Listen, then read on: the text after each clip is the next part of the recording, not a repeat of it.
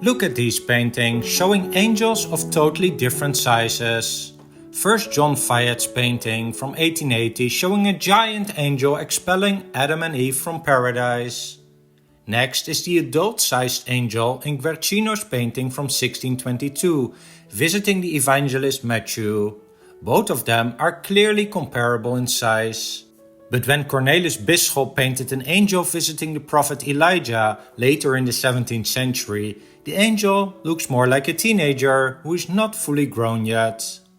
Similarly, in the late 15th century, Botticelli painted this Madonna and Child with 5 angels, where the angels are a size in between the adult Mary and baby Jesus. But they can get even younger, looking at this famous Madonna and Child with 2 angels from 1465 by Filippo Lippi. My guess is that this angel in the foreground is not even 10 years old. And in this painting from 1606 by Joachim Wittewaal, showing the Annunciation to the shepherds, an adult-sized angel is surrounded by some baby-sized angels, which look like little cupids. So, is there any logic to the size of an angel? Or is this just due to different tastes in different periods and countries? Or is it even up to the artist's own creativity? Let's start with a little bit of background and a general, though perhaps somewhat dissatisfying answer to the question on why angels differ in size in art history. In last week's video, I mentioned an influential idea about the perception of angels given by the highly respected theologist Saint Augustine of Hippo, who lived in the 4th and 5th centuries.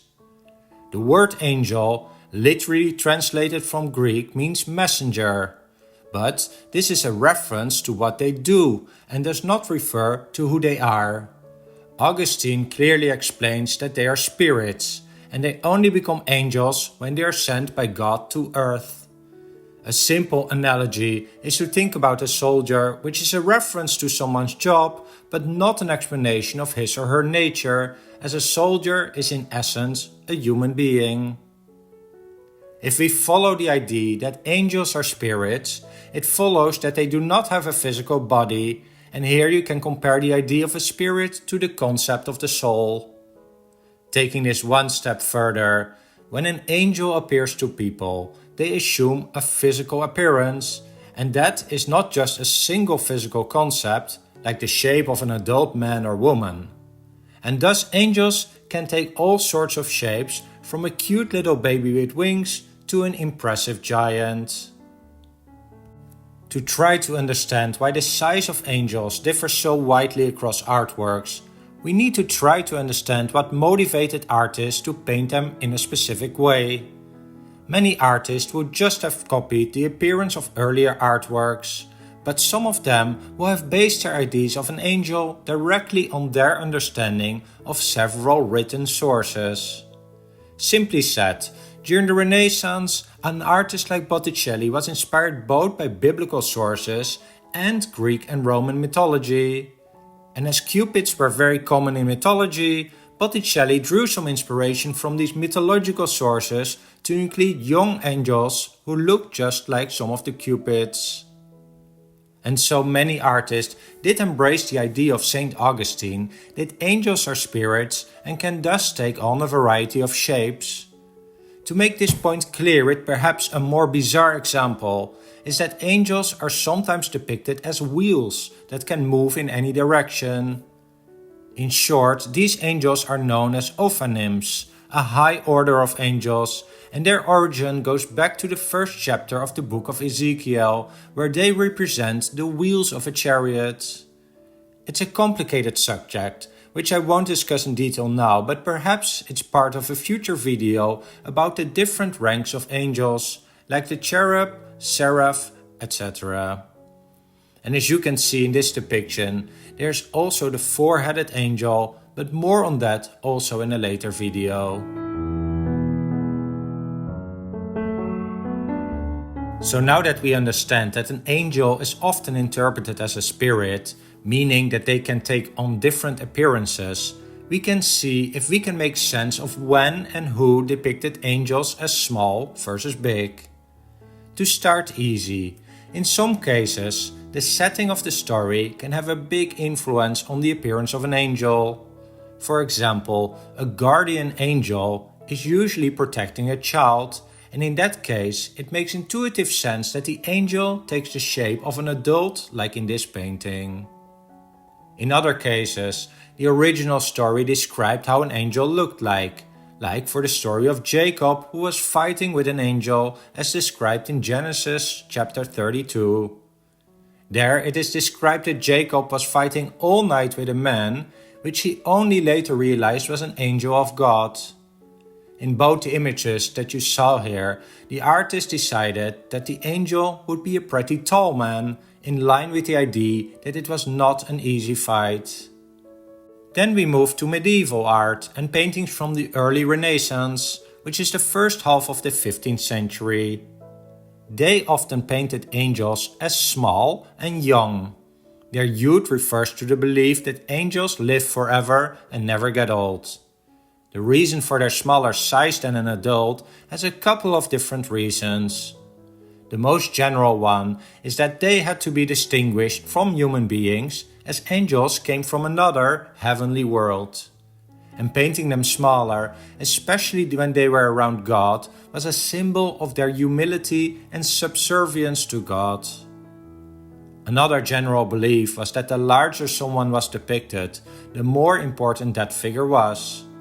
So this explains why one of the angels in this painting is depicted as bigger, while the surrounding ones are smaller, as they play a less significant role in the annunciation to the shepherds. But the idea that a smaller angel was less important than a larger one did not last into the future. Roughly since the beginning of the 16th century, during the High Renaissance, artists started to paint more realistically and lifelike. Angels who came to Earth often looked like human beings with wings. But there was a distinction between the human-sized angels visiting Earth and the angels that only reside in heavenly spheres, like in the many Madonna paintings and scenes that take place in heaven. Look at this work from 1468 by Sandro Botticelli, entitled Madonna and Child with Two Angels. In these kind of Madonna paintings, often there's more than one little angel present, and they remind us of the little cupids from Greek and Roman mythology. These angels are often called cherubs, but they are pretty indistinguishable from the mythological cupids. How come? Well, cupids were associated with love, and traditionally Cupid was depicted with a bow and arrow in his hand, like in this work by Botticelli. Cherubs are tasked with protecting the heavenly glory of God, and the association between God's heavenly glory and God's divine love was a small step. So inspired by mythology, artists like Botticelli started to paint these heavenly angels also as young boys or babies. It's one of those developments that just stuck with artists as they started copying the more influential artists from their time and from the past.